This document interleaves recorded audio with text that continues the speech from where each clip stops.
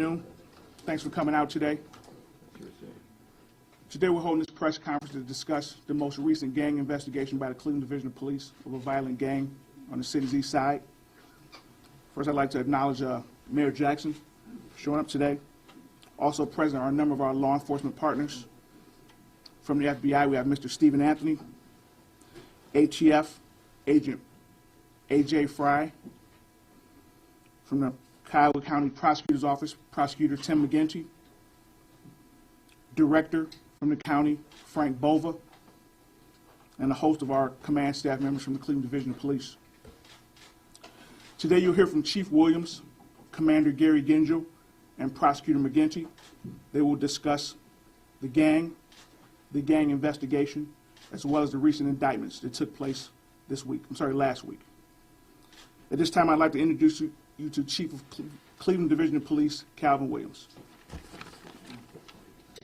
Thanks, sir. Good afternoon. Approximately 6 months ago, members of the Cleveland Gang Impact Unit conducted an investigation in the Glenville neighborhood into a rash of violent crime. That investigation culminated last Thursday in the indictment and arrest of 13 members of the Cutthroat Gang. This gang is affiliated with the Heartless Felons. The gang operated in the Glenville neighborhood between St. Clair, Superior, East 105 Street area. The Gang Impact Unit, along with our partners from the FBI, the ATF, the Cuyahoga County Sheriff's Office, Cuyahoga County Prosecutor's Office, conducted this investigation over 6 months.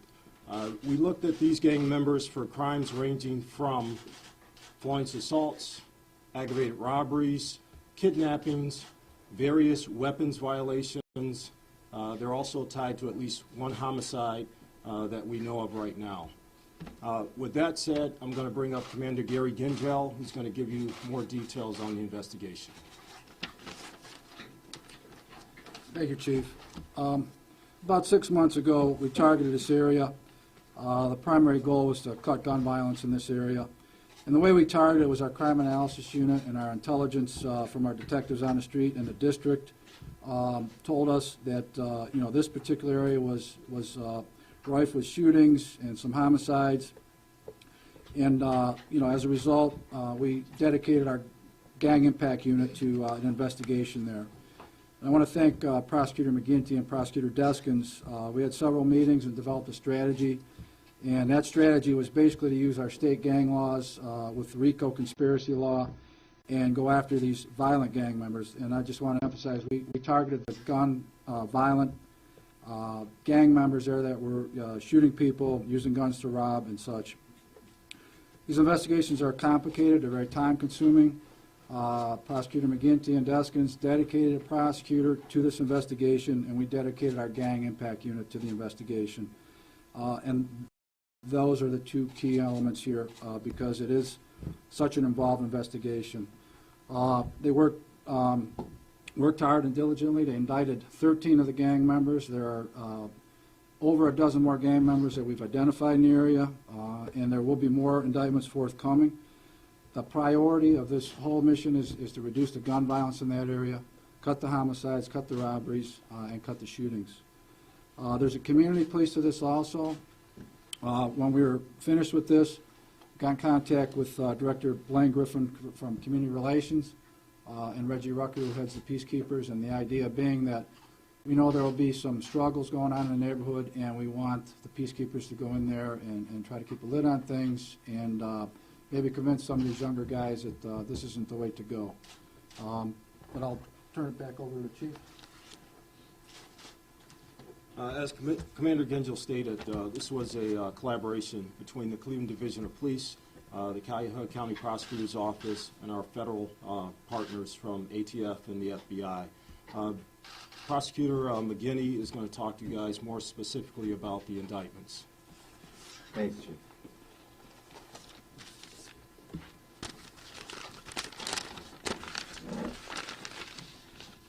Thank you. This is our third, but not our last, major offensive against gangs in Cuyahoga County since June. We have now charged 94 individuals with racketeering and participating in a criminal gang, and collectively they face thousands of years in prison. The defendants in this latest case alone are due 851 years. There's a message here to those who are in a gang or thinking of joining one. Consider if it's worth staying in prison so long that you will walk out with gray hair and a cane, because we are going to continue to target, arrest, and prosecute reckless and violent gangbangers, as we've seen here. They call themselves by different names, but they're just violent individuals who are acting in a group at this point. An example of the great corroborative work here, led by the Cleveland Police and their Gang Impact Unit, and Commander Gingell, and the Sheriff's Office, FBI, ATF, and the other agencies working together here. It is are these indictments, and this corroboration. One of the examples is a .45 caliber pistol sitting right there, that black pistol in the front. Was recovered during our arrest and search for Mr. E.V. Abdul Haq and at his East 208th Street address in Euclid. This guy was found in his bed and under his bed under lock and key, and he controlled the lock, which where he was arrested the other day. Was that .45 caliber. Now that was ballistically connected already to the December 27th, 2014 attempted murder at East 105th and St. Clair Avenue McDonald's. There, in a brazen attempted murder, while this victim was in a drive-in awaiting his order, being stalked by this gentleman, Mr. Haq. He walked up to the window and walked up to the car and fired 9 times with that powerful pistol into that car. Fortunately, this gentleman was able to drive away and escape. But it's on film, and this all was over a bump in a downtown dance club. So he decides to murder this fella over a bump, and it wasn't even a bump to him. It was a fellow gang member, which he considered an insult. Now, we asked these people, is that worth killing for? And is that worth doing 50 years in prison for? These are the questions that we pose to the people in these gangs. We are coming to get you. It's just a matter of time if you stay in these gangs and remain in this violent activity. Thank you. Thank you, Mr. Prosecutor. This definitely underscores the things that happen in the city day in and day out. But more importantly, it underscores the fact that we remain vigilant, that the Division of Police and our safety partners that you see here gathered today, we never sleep on these things. We're constantly out there looking and tracking down the people that victimize our communities. With that said, we'll open it up for a few questions. I'm sorry. And we'd like to direct your attention to the monitor here. There's one person that we are still looking for in this group of 13 indicted, and his name and photo is on the monitor. So if you can get that out, we'd appreciate it.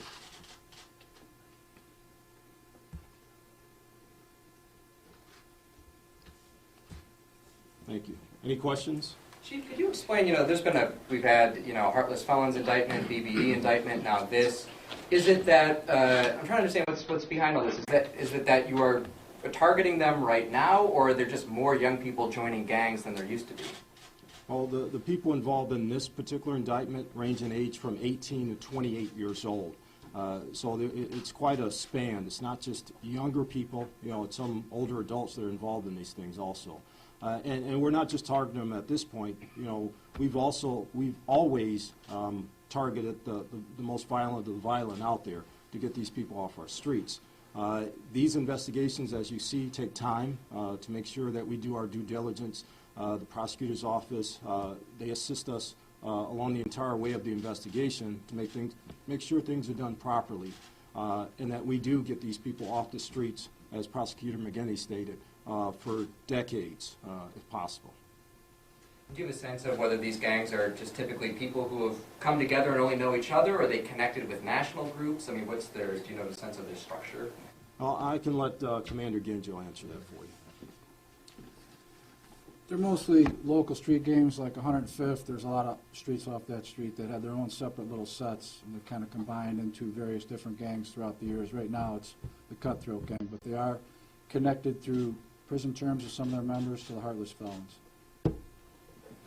How are they connected to the Heartless Felons? Some of their members are Heartless Felons. Are they both Correct. cutthroats and Correct. Heartless Felons? Right, Heartless Felons like an overlapping umbrella group. Are they engaged in, back in the day, gangs were engaged in drug trafficking. Correct. That was their biggest MO. So is that what's happening today? They're involved in drug trafficking, selling guns. Some of them were suspect in the ATF takedown during the summer, where they were buying guns from them. Robberies. From UCs? Pardon? You say they were buying guns from who? From some of these members. Oh, your UCs were buying guns? Correct.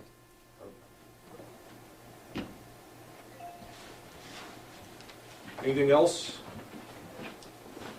Yeah, where are the guns coming from? Have you been able to trace them? We're in the process of doing that now.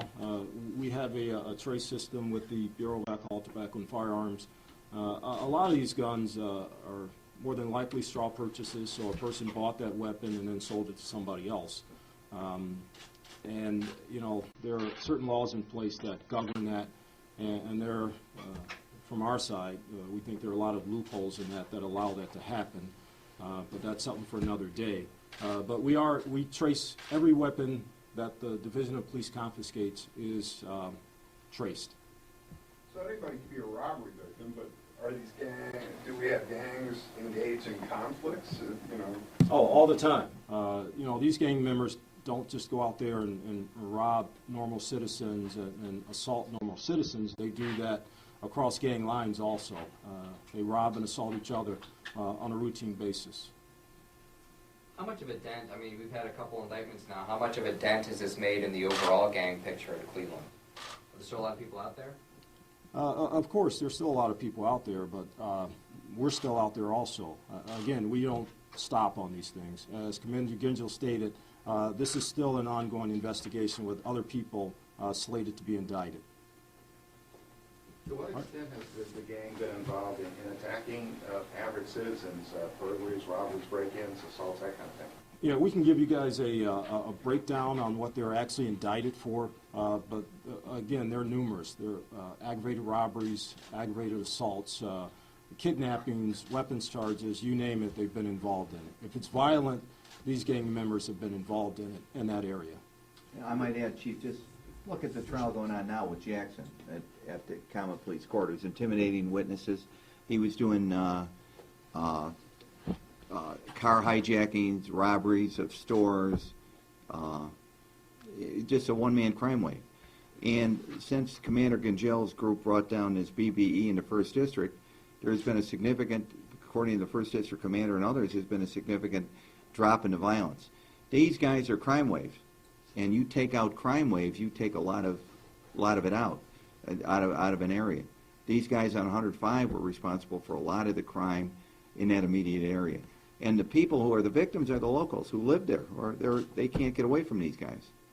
And they're the ones most likely to be carjacked or robbed on the street or intimidated or caught.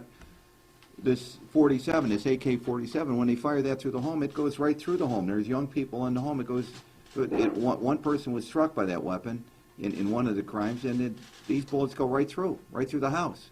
It's not a safe place to live while these guys are out there. So the police, the FBI, ATF, and the sheriff are doing a great favor when these people are taken up. The dividends are received immediately, and crime goes down. And we're seeing it. And we're going to see more of it as we take these people out, one gang after another, one group after another. Ladies and gentlemen, we can do one more question if you have one. If not, we've got press releases for all of you. Yeah, do they have traditional gang structures that you see in LA, Chicago, Crips Bloods, or is this loose? I don't think it's as elaborate as like the Bloods and the Crips and that, but there is a structure, there's a hierarchy. But there's a lot of freelancing too, where somebody gets disrespected, they just go out and shoot somebody. It's not like Bloods, Crips, where they might have to get permission to do that from somebody higher up. Ladies and gentlemen, that's going to conclude the question and answer portion of this. Again, we've got press releases regarding the case and some of the indictment itself. If there are any follow-up questions that you have, you can contact myself with Detective Chach. We'll try and get you an answer to those as soon as possible. Thank you.